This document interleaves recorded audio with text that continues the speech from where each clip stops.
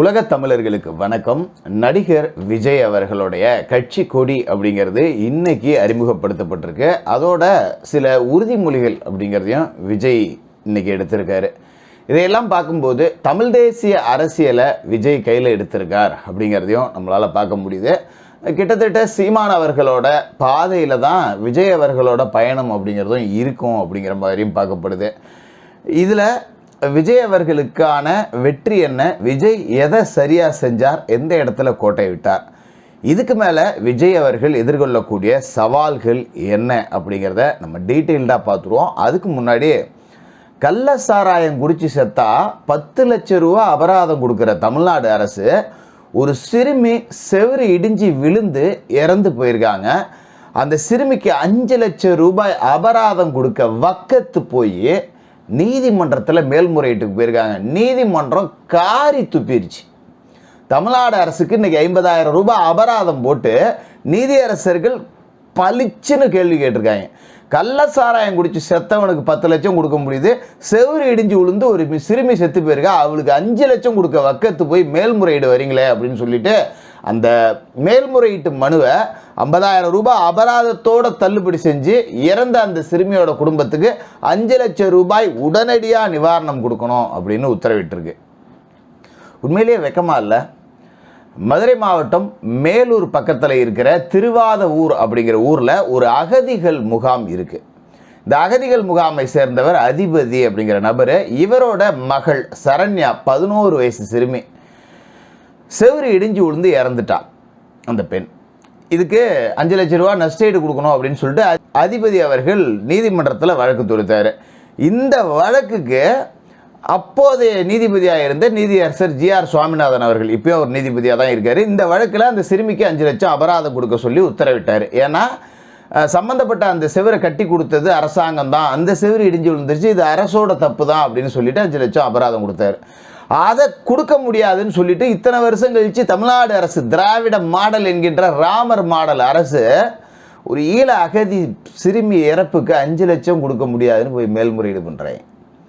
நீதிபதி கண்ணா புண்ணான்னு கேள்வி கேட்டாங்க. கள்ள சாராயம் குடிச்சவனுக்கு கொடுக்க முடியுது, இது கொடுக்க முடியாதுன்னு 50,000 அபராதம். ஓடிப்போ இந்த வழக்கெல்லாம் தூக்கிட்டு இனிமேல் வராத அப்படின்னு. இதெல்லாம் என்ன மனநிலையில் திராவிடியன் ஸ்டாக்குங்கிற பேரில் ஆட்சி செய்கிறாங்கன்னு தெரில. மதம் எடுத்து போய் கள்ளசாராயம் குடிச்சா 10 லட்சம், ஒரு 11 வயசு சிறுமி பாவம், அவன் அகதிகள் முகாமில் வசிக்கக்கூடிய சிறுமி இறந்து போயிருக்கா, 5 லட்சம் தரமாட்டேன்னு மேல்முறையீடு பண்ணுறீங்கன்னா உங்களுக்கு எவ்வளோ தப்பு இருக்கும் பார்த்துங்க மக்களே. இவங்க தான் பிஜேபியோட அப்படியே நெருங்கி இப்போ லிப் டு லிப் மட்டும்தான் அடிக்கலை, அந்த அளவுக்கு நெருங்கி போயிட்டாங்கல்ல. இந்த மாதிரியான பாசிசம் அப்படிங்கிறது இவங்களுக்கு சர்வசாதாரணமாகவே வரும். இப்போ பிஜேபி கூட கள்ள உறவு வந்து ஸ்ட்ரெயிட்டாக கொஞ்சம் நல்ல உறவாகவே வந்துருச்சுல்ல. எப்படி ராத்திரி முக்காடு போட்டுக்கிட்டு ஒரு வீட்டுக்கு போகிறதும் கொஞ்சம் பட்ட பகல்லே போய் பைக்கை நிறுத்திட்டு போகிறதுக்கும் ஒரு வித்தியாசம் இருக்குல்ல. இப்போ இந்த முக்காடு போட்டுக்கிட்டு இருந்த உறவு பட்ட பகலில் பைக்கில் போகிற அளவுக்கு வந்திருக்குல்ல. அப்போ பாசிசம் கொஞ்சம் டபுளாக தான் இருக்கும். இதுதான் பார்க்கணும்.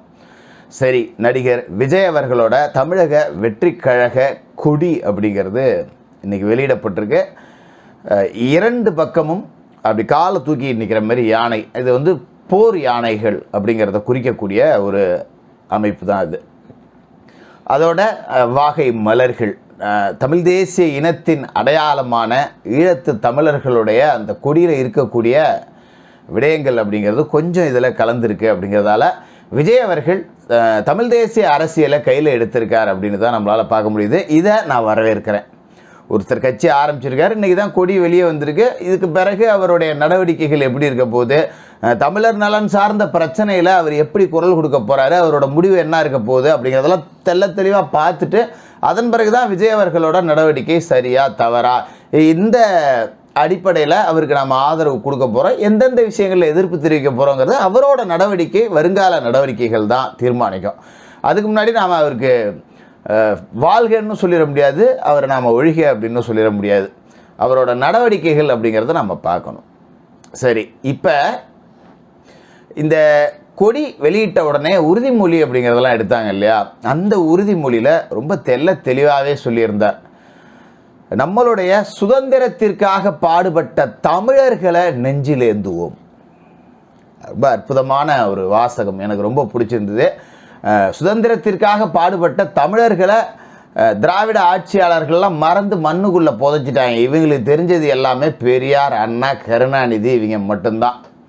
இவங்களை தாண்டி நம்ம திராவிடியன் ஸ்டாக் எதுவுமே பேசாது. ஏன்னா இப்போ கருணாநிதிக்கு மணிமண்டபம் இருக்கும், இந்த பக்கம் அண்ணாவுக்கு நினைவிடம் இருக்குது, மறுபக்கம் பார்த்திங்கன்னா அதிமுக ஆட்சியில் அவங்க புரட்சித் தலைவர் எம்ஜிஆர், அம்மா ஜெயலலிதா, இவங்க எல்லாத்துக்குமே அவங்க தொடர்ச்சியாக அந்த நினைவு மணிமண்டபங்கள், நினைவு சின்னங்கள் எல்லாமே வைப்பாங்க, சிலைகள்லாம் வைப்பாங்க.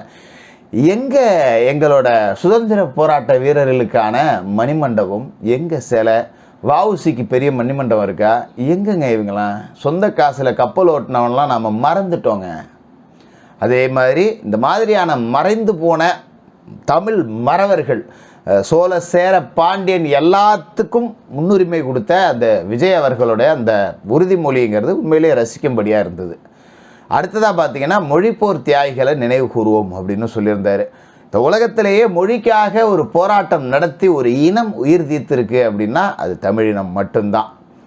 இந்த மொழிப்போர் தியாகிகளுக்கு வீர வணக்கம் செலுத்தக்கூடிய நாட்களில் மட்டும் பிரதான கட்சிகள் அந்த வீர வணக்க பொதுக்கூட்டத்தை போட்டுட்டு அவங்கவுங்க பொழப்ப பார்க்க போயிடுவாங்க. மற்றபடி அந்த மொழிப்போர் தியாகிகளோட குடும்பம், அது சார்ந்த விடயங்கள் எதுவுமே வெளியில் வராது. அவர்களையெல்லாம் விஜய் அவர்கள் நினைவு கூர்ந்து அவரையும் அந்த உறுதிமொழியில் அவங்கள பற்றியும் பேசுனது கொஞ்சம் மெய்சிலிருக்க வச்ச ஒரு செயலாகவே இருந்துச்சு. இதுக்கும் நாம் பெருத்த ஒரு வரவேற்பு அப்படிங்கிறத தெரிவிக்கிறோம். அதோட மதப்பற்று, ஜாதிப்பற்று இது எதுவுமே இருக்கக்கூடாது.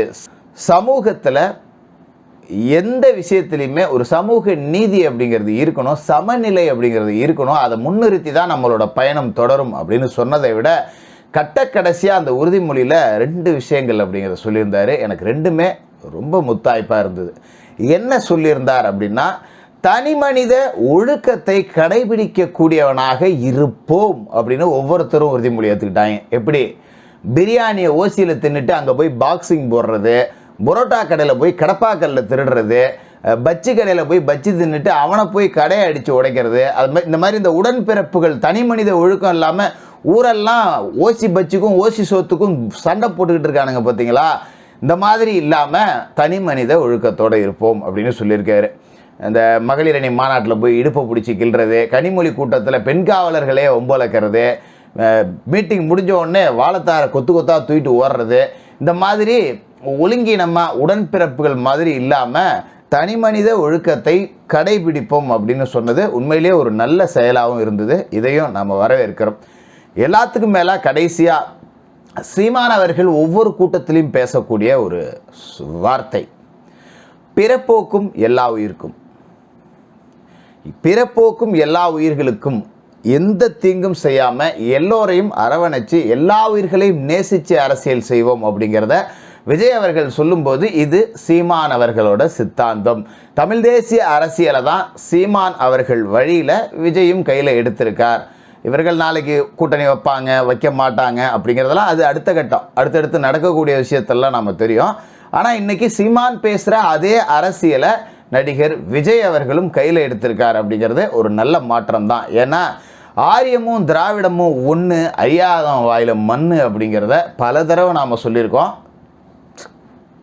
இப்போ கண்ணு முன்னாடியே பார்க்குறீங்க, சங்கி ரவி, ரம்மி ரவி, ஆட்டுதாடி ரவி, தமிழ்நாடு காசில் ஓசி சோறு திங்கிற ரவி, இப்படியெல்லாம் வாய்கிலேயே பேசிட்டு அதே ஆர்என் ரவி வீட்டில் போய் நாங்கள் பெரிய அப்படியே அரசியல் நாகரிகத்தை கிழித்து நட்டமாக நிப்பாட்டுறோன்னு சொல்லிட்டு போய் ஓசி அங்கே போய் உக்காந்துக்கிட்டு விருந்து தின்னுட்டு வரீங்க. கேட்டால் ஆளுநர் மேலே அவங்களுக்கு 1008 குறைபாடு இருக்குமா?